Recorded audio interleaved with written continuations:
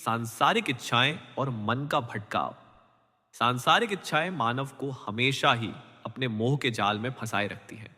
मन बाहरी पदार्थों में इतना उलझ जाता है कि वह अपने असली मालिक की तरफ ध्यान ही नहीं देता। तुलसी साहिब यही उपदेश देते हैं, दिल का हुजरा साफ कर, जाना के ठहराने के लिए, ध्यान गैरों का उठा उसके बिठाने के लिए। दिल तो हमारा मालिक का घर है, लेकिन हमने उसे संसार की इच्छाओं, मोह और तृष्णा से भर दिया है। हम मालिक को पाना चाहते हैं, लेकिन मन को दुनिया में लगाए बैठे हैं। मन एक ही है, या तो संसार में लगेगा या मालिक में। एक साथ दोनों जगह टिक नहीं सकता। दुनिया में हमारा कोई प्यारा व्यक्ति अगर हमसे दूर हो जाए तो उसका विरह हम सहन नहीं कर पाते। रात भर जागते हैं, आंसू बहाते हैं, उसकी याद में तड़पते हैं। पर क्या कभी हमने मालिक के विरह में एक रात जागकर काटी है? क्या कभी आंखों में उस परमात्मा की याद में एक बूंद आंसू भी आया? दुनिया के रिश्तों में इतनी पकड़ है, लेकिन मालिक से जो असली नाता है उसकी तरफ मन मुड़ता ही नहीं। इंसान अपने बच्चे को आया के पास भेज देता है। आया तरह तरह से उसका मन बहलाने की कोशिश करती है। कभी कहानी सुनाती है, कभी मिठाई देती है, कभी खिलौने देती है, लेकिन बच्चा माता पिता से बिछुड़कर शांत नहीं होता। कोई खिलौना उसका मन नहीं लगा पाता, और जब माता पिता उसकी तड़प देखते हैं तो तुरंत दौड़कर उसे अपने गले लगा लेते हैं। इसी प्रकार जब तक हम इस रचना से प्रेम करेंगे, इसके रंग रूप के पीछे भागेंगे, तब तक हम संसार के ही बने रहेंगे। लेकिन जिस दिन इस रचना से मन हटाकर मालिक की तरफ सच्ची तड़प के साथ ध्यान लगा देंगे, उसी दिन वह मालिक भी दया करके हमें अपने पास मिला लेता है। गुरु अर्जुन देव साहिब फरमाते हैं, गुड़ का गाहक होवे सो लय पाए रत्न विचारा। जो मालिक का ग्राहक बन जाए उसी को मालिक की अमूल्य दौलत मिलती है। इसलिए इंसान को चाहिए कि संसार की इच्छाएं, लालसाएं, तृष्णाएं छोड़कर परमात्मा की भक्ति करे।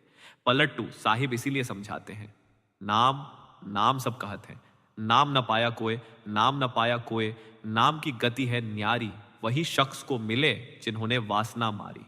नाम की दौलत आसान नहीं, वह उसी को मिलती है जिसने अपने भीतर की इच्छाओं और तृष्णाओं को काटकर बाहर फेंक दिया।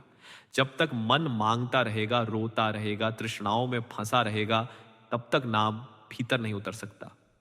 तुलसी साहिब कहते हैं, एक दिल लाखों तमन्ना, उस पर और ज्यादा हबस, फिर ठिकाना है कहां उसके टिकाने के लिए। मन एक है पर इच्छाएं लाखों, पुरानी इच्छाएं पूरी नहीं होती, मन नई इच्छा पैदा कर देता है। और जब मन की मर्जी के अनुसार कोई इच्छा पूरी नहीं होती तो दुख पैदा होता है। जहां दुख है वहां परमात्मा कैसे टिक सकता है? गुरु नानक साहिब फरमाते हैं, दाता दे लय दे थक पाही, जुगा जुगंतरी खाही खाही। दाता तो देते देते नहीं थकता, लेकिन जीव लेते लेते थक जाता है। मन इच्छाएं बनाता रहता है, परमात्मा उन इच्छाओं को पूरा करने के लिए जन्म देता रहता है। जीव फिर नई इच्छाएं बनाता है, मालिक फिर जन्म दे देता है, और जब तृष्णाएं पूरी हो जाती है तो फिर नई तृष्णाएं पैदा हो जाती हैं। यह सिलसिला चलता रहता है। जब इंसान दुनिया से तंग आकर मालिक से मालिक को मांगता है, तभी वह मिल जाता है। फिर फरमाते हैं, वासना पर्वत झंडियामा, मौत तनावा ठाठ, इच्छाएं हिमालय से भी ऊंची, और मौत सिरहाने खड़ी। जीव तृष्णा में जल रहा है, मन की आग उसे जला रही है। तृष्णा की आग ऐसी है कि न दिन का पता न रात का, और इस आग का फल फिर 84 का भटकना, फिर जन्म मरण के चक्कर। स्वामी जी महाराज कहते हैं, जीव सब लोभ में भुले, कान से कोई न वचना, तृष्णा रजोगुण जग जारा, पड़ा सब जीव को तपना। मन तृष्णा की आग में जलता है। इच्छाएं पूरी न हो तो दुख, पूरी हो तो नई इच्छा, और फिर वही जंजाल, जन्म मरण, दुख, भटकाव। इसलिए महात्मा यही समझाते हैं कि मालिक की मौज में रहो, उसके भाड़े में रहो, मन में कोई इच्छा मत उठाओ। जो परमात्मा दे उसे स्वीकार करो। संत नामदेव जी कहते हैं, जो राज दे ही ते कवन पड़ाई, जो भीख मंगा वही ते किम घटी जाई। इस संसार का राज भी मिल जाए तो भी क्या, और भीख मांगनी पड़े तो भी क्या। मन को मालिक की मौज के अनुसार ढालो। गलत दिशा में मन को चलाने की कोशिश मत करो। भक्ति परमात्मा की करो, मन की नहीं। स्वामी जी महाराज फिर समझाते हैं, गुरु की मौज रहो, तुम धार गुरु की रजा संभालो यार। गुरु नानक साहिब कहते हैं, हरि सांचे भावे सा पूजा होवे, माना मन वसाई। फाड़े में सुख है, शांति है, फाड़े में ही नाम की कमाई है। एक फकीर ने कहा, जिसको कुछ ना चाहिए वही शाहनशाह, जिसको परमात्मा के सिवाय कुछ नहीं चाहिए वही सच्चा बादशाह है। इसलिए जीव को चाहिए कि मन की इच्छा छोड़कर मालिक की रजा में रहे। नाम की कमाई भी वही कर सकता है जिसका मन मालिक की इच्छा में टिक जाए। मनुष्य जन्म का असली महत्व, मनुष्य जन्म वास्तव में परमात्मा की सबसे बड़ी नेमत है, पर जीव इसकी कदर नहीं करता। इस देह को पाने के लिए आत्मा ने न जाने कितने जन्मों का 84 का फेर काटा है, कितनी बार कीड़ों की योनियां भोगी हैं, कितनी बार जलचर पशु पक्षी और वृक्ष वनस्पति बने हैं, कितनी बार सूक्ष्म शरीरों में भटके हैं। तब कहीं जाकर मालिक ने दया करके यह अनमोल देह बख्शी है।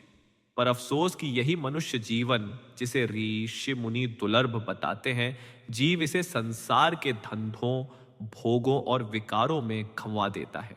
आज मनुष्य की स्थिति यह है कि वह इस अमूल्य अवसर को पहचानता ही नहीं। जिस जन्म में परमात्मा को पाया जा सकता है, वही जन्म वह खाने, पीने, सोने, कमाने, लड़ने और मन माया के पीछे दौड़ते हुए खो देता है। जैसे कोई अनमोल हीरा किसी को मिले और वह उसे कांच समझकर फेंक दे, वैसे ही मनुष्य जन्म की कद्र न करके जीव इसे बेकार गंवा देता है। मनुष्य जन्म का उदय इसी कारण होता है कि आत्मा फिर से उस परम पिता से मिल सके जिसने उसे भेजा है। यह देह कोई साधारण देह नहीं है, यह जीव के लिए लौटने का द्वार है। इसका हर एक कतरा, हर एक इंद्रिय आत्मा को ऊपर चढ़ाने के लिए बनाई गई है, लेकिन जीव उन्हें उल्टा संसार में गिरने के लिए इस्तेमाल करता है। आंखें ऊपर देखने की बजाय नीचे दुनिया में भटकती हैं, कान नाम सुनने की बजाय दुनिया की बातों का मजा लेते हैं, जुबान का स्वाद भोगों में लगता है, मन मोह माया में डूबा रहता है। और इस प्रकार यह अनमोल जन्म जिस उद्देश्य से मिला है, वही उद्देश्य जीव भूल बैठता है। गुरु अर्जुन देव साहब फरमाते हैं, लख 84 जून सवाई, मानस को प्रभ दई वड़ियाई, इस पौड़ी ते जो नर चुके सो पछताई दुख पाई। अर्थात 84 के करोड़ों फेरों के बाद परमात्मा ने मनुष्य जन्म दिया है। अगर यहां भी चूक गए तो फिर असहनीय दुख मिलेगा। मनुष्य जन्म सीढ़ी का सबसे ऊंचा डंडा है, यहां पैर रखकर ऊपर चढ़ सकते हैं, पर यहां से फिसले तो सीधा नीचे 84 में गिरते हैं।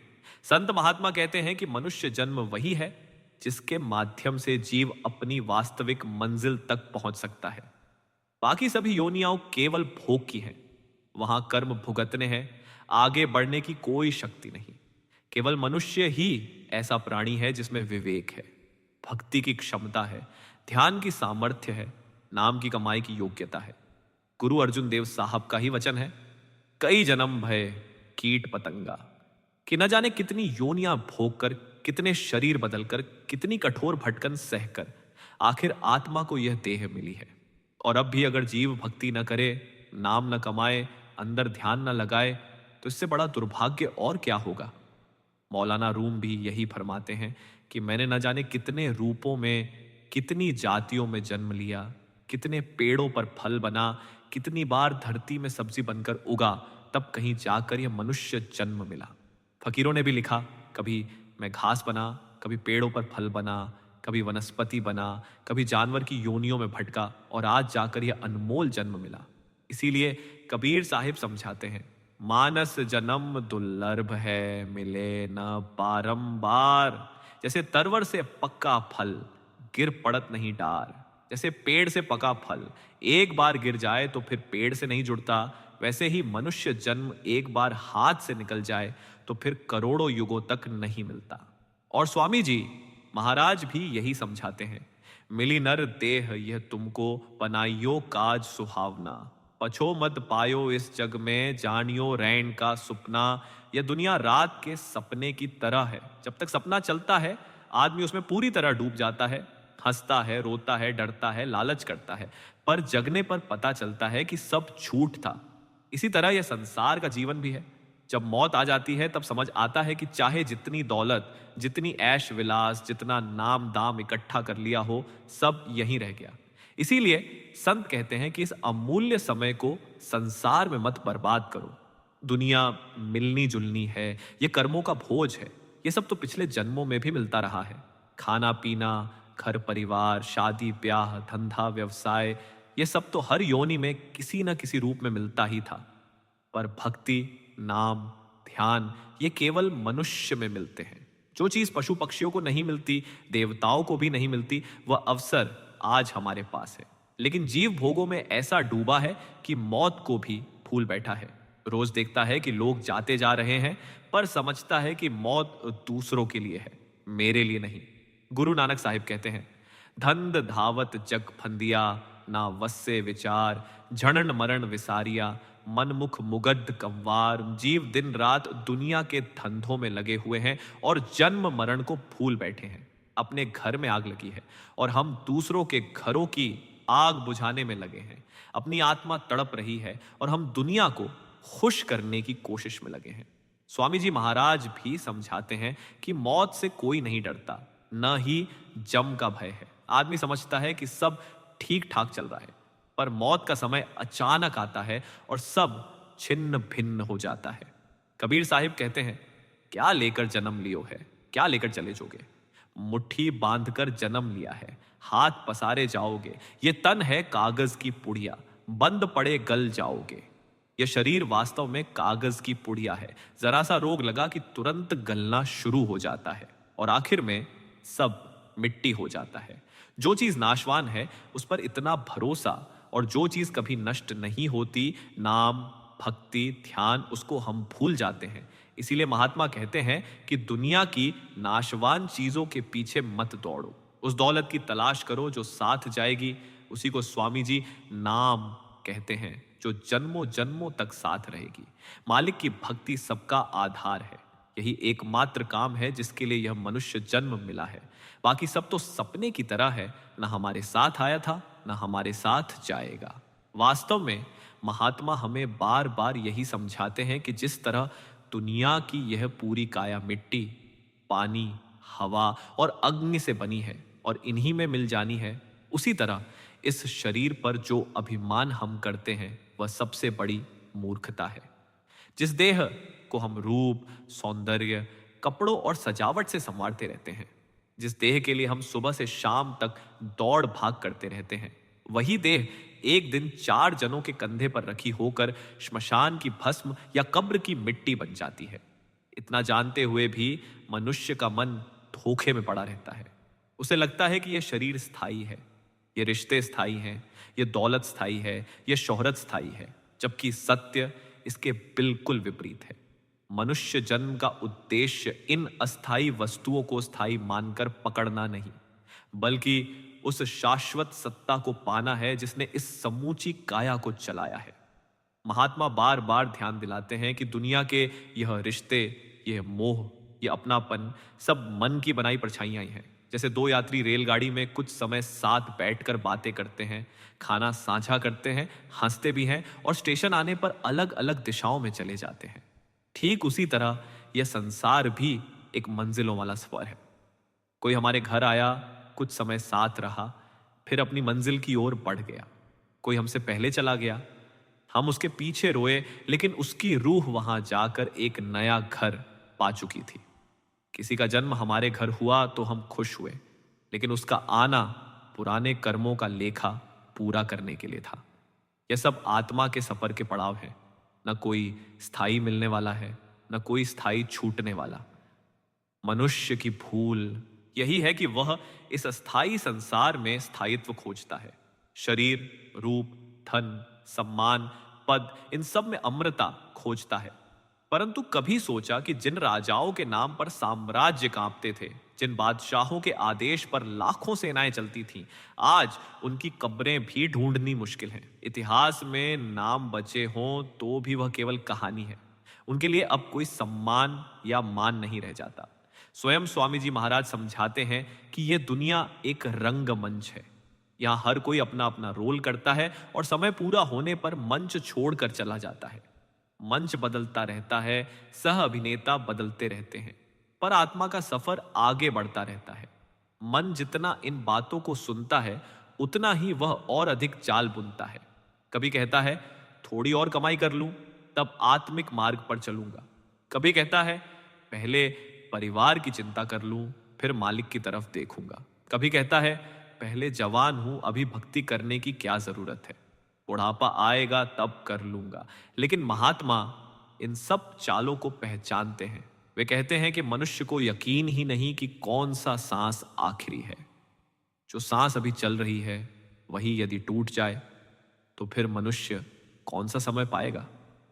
महात्माओं की वाणी लगातार चेताती रहती है कि मानव जीवन इतना दुर्लभ है कि इसे किसी कीमत पर व्यर्थ नहीं जाने देना चाहिए। जब मनुष्य शरीर को स्थायी समझकर उसमें डूब जाता है, तब उसको लगता है कि ये रिश्ते, ये लोग, ये घर बार ही सब कुछ है। लेकिन जब मृत्यु का क्षण आता है, तो सबसे पहला कार्य यही होता है कि ये शरीर जिस पर हम इतना भरोसा करते थे, वह भी साथ छोड़ देता है। ना हाथ पैर चलते हैं, ना आंखें देखती हैं, ना जुबान बोलती है, ना मन का लगाया हुआ कोई उपाय काम आता है। उस समय केवल विस्मय और पछतावा शेष रह जाता है। महात्मा इसलिए कहते हैं कि आंखें खुली रहते हुए उस क्षण को बार बार सामने रखकर सोचना चाहिए, ताकि भीतर का मोह टूट सके और आत्मा सच्चे घर की दिशा पकड़ सके। कबीर साहिब कहते हैं माला फेरत झुक गया, फिरा न मन का फेर, कर का मन का छोड़ दे, मन का फेर। कि जीवन भर हाथ की माला के दाने फेरने से क्या लाभ, जब मन का फेर न बदला। मन का फेर बदलेगा तभी जब मन जीवन की नश्वरता को समझेगा और स्थायी चीज की तलाश करेगा। कौन सी स्थायी चीज? वह आत्मिक अनहद शक्ति, वह मालिक का नाम, वह अंतर्मुखी सुमिरन जिसका सातत्य आत्मा को ऊपर उठा देता है। दुनिया का मोह कोई छोटी बात नहीं है, इसे नदियों के बहाव की तरह बताया गया है। मनुष्य चाहे जितना किनारे पर खड़ा हो, पानी की लहर उसे खींच ही लेती है। उसी तरह इंद्रियां अपनी अपनी तरफ खींचती हैं। आंखें रूपों में, कान संगीत और आवाजों में, जीभ स्वादों में, नाक गंधों में, त्वचा स्पर्श में। इंद्रियां अपना सुख चाहती हैं। मन उनका राजा है और उसके आदेश पर यह पूरा शरीर नाचता रहता है। आत्मा बेचारी मन इंद्रियों की बंदी बनी हुई है। जब तक मन को लगाम न लगे, इंद्रियां नियंत्रित नहीं होती, और जब तक इंद्रियां नियंत्रित न हो, तब तक आत्मा मालिक की तरफ जाने का मार्ग नहीं पकड़ सकती। इसीलिए सत्पुरुष सुमिरन और ध्यान की बात बार बार करते हैं। सुमिरन का काम यही है कि मन का मुख बाहर से हटाकर भीतर की तरफ कर दे। मन का रुख जिधर होता है वही आत्मा की दिशा बनती है। यदि मन संसार की तरफ है तो आत्मा नीचे की तरफ खींचती है। यदि मन मालिक की तरफ लगाया जाए तो आत्मा ऊपर उठने लगती है। यही कारण है कि सुमिरन को सच्ची पूंजी कहा गया है। धन का खजाना दुनिया में छोड़ जाता है, रिश्तों का खजाना मृत्यु पर छूट जाता है, लेकिन नाम का खजाना मृत्यु के बाद भी साथ चलता है। रिश्तों की अस्थिरता को महात्मा एक और उदाहरण से समझाते हैं। वे कहते हैं कि कोई बच्चा जन्म लेता है, माँ बाप बहुत खुश होते हैं, परिवार में उत्सव मनता है, लेकिन कौन जानता है कि यह बच्चा पिछले जन्म का कौन था, किससे क्या हिसाब किताब लेकर आया है, किसके पास कितने कर्म जोड़ने या काटने आया है। कोई व्यक्ति मरता है तो यहां रोना धोना होता है, लेकिन जहां वह जन्म लेता है वहां खुशी मनती है। इससे सिद्ध होता है कि न हमारा किसी से स्थायी लगाव है, न किसी का हमसे। आत्मा अपने कर्मों की पुस्तक के अनुसार जगह बदलती रहती है, और जब तक वह सत्पुरुष की कृपा से उस चक्र से बाहर न निकले, तब तक खेल चलता रहता है। दुनिया में हम देखते हैं कि कोई किसी से बड़ा नहीं टिकता। कल जिसका नाम था, आज उसका नाम भी मिट्टी में मिल गया। आज जिसकी सत्ता है, कल वह इतिहास का अध्याय बन जाता है। मन की यह चाल बहुत सूक्ष्म और बहुत गहरी है। वह इंसान को यह दिखाता है कि तू बहुत बड़ा है, तू बहुत काबिल है, तू बहुत धनवान है। लोग तेरी इज्जत करते हैं, लेकिन एक बीमारी, एक दुर्घटना, एक रात का बुखार इंसान को झुका देता है। इसलिए महात्मा सादगी, दीनता, नम्रता सिखाते हैं। वे कहते हैं कि मनुष्य को अहंकार से बचना चाहिए। जितना बड़ा अहंकार होगा, उतनी ही दूर आत्मा मालिक से जाएगी। और जितनी दीनता होगी उतना मालिक का नजदीक होगा। स्वामी जी महाराज कहते हैं, दीन गरीबी चित्त में धरना, काम कोद ते वचना, कि मनुष्य को दीनता और नम्रता सदैव अपने भीतर रखनी चाहिए। काम, क्रोध, लोभ, मोह, अहंकार, ये 5 चोर हैं। ये मन में घात लगाए बैठे हैं। जो इनसे बच गया वह मालिक की दया के योग्य बन गया। जो इनके जाल में फंस गया उसका मन भटकेगा और जीवन व्यर्थ चला जाएगा। इसलिए संत कहते हैं कि मनुष्य को अपने भीतर का सफर करना चाहिए। जब मनुष्य भीतर की यात्रा शुरू करता है तब उसे यह देह केवल एक खोल जैसी प्रतीत होती है। उसकी समझ में आता है कि यह देह केवल एक अवसर थी, एक साधन थी जिससे आत्मा अपने घर लौट सकती थी। कबीर साहिब की पंक्तियों में यही संदेश छिपा है। कबीरा ते नर अंध हैं गुरु को कहते, और हरि रूठे गुरु ठौर है, गुरु रूठे नहीं ठौर। कि संसार रूठ जाए तो गुरु की कृपा मनुष्य को संभाल लेती है, लेकिन यदि सदगुरु की कृपा रूठ जाए तो दुनिया का कोई सहारा काम नहीं आता। यह बात बेहद गहरी है और आत्मा के लिए जीवन की सबसे बड़ी चेतावनी भी।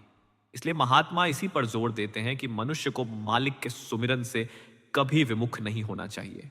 जीवन में यदि कोई काम सबसे महत्वपूर्ण है तो वह सतगुरु का नाम पकड़ना है। बाकी सभी काम इस शरीर की जरूरतों के अनुसार किए जा सकते हैं, परंतु नाम का काम आत्मा की जरूरत है और यह किसी भी कारण से टाला नहीं जा सकता। महात्मा हमें बार बार यही समझाते हैं कि यह संसार चाहे कितना भी चमकता हुआ दिखाई दे, लेकिन आत्मा का वास्तविक सहारा केवल नाम की कमाई ही है। मनुष्य जीवन का उद्देश्य बाहरी दिखावे, प्रतिष्ठा, धन, वैभव या देह के सुख नहीं है। यह सब तो समय के साथ नष्ट होने वाला है। जिस शरीर को आज इतना सजा धजा कर रखते हैं, एक दिन यही मिट्टी में मिल जाना है।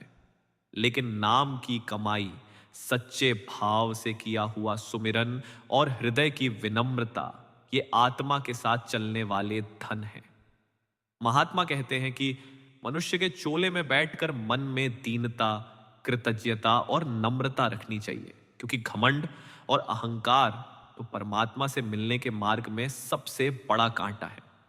दादू साहिब का यही संकेत है कि जन्म बहुत कीमती है, यह अवसर यूं ही हाथ से चला गया तो फिर पछताना पड़ेगा। उन्होंने कहा, क्या मुख ले हंस बोलिए, दादू दीजे रोए, जन्म अमोलक पाएकर चले अकैरट खोए। यानी यह अमूल्य मानव शरीर मिला, लेकिन यदि मनुष्य इसे व्यर्थ बातों में गंवा दे तो अंत में हाथ में कुछ भी नहीं बचेगा। यह संसार दिखावे का खेल है। हाथी, घोड़े, धन दौलत, सुंदर रूप, संसार, सब कुछ यहीं का यहीं रह जाता है।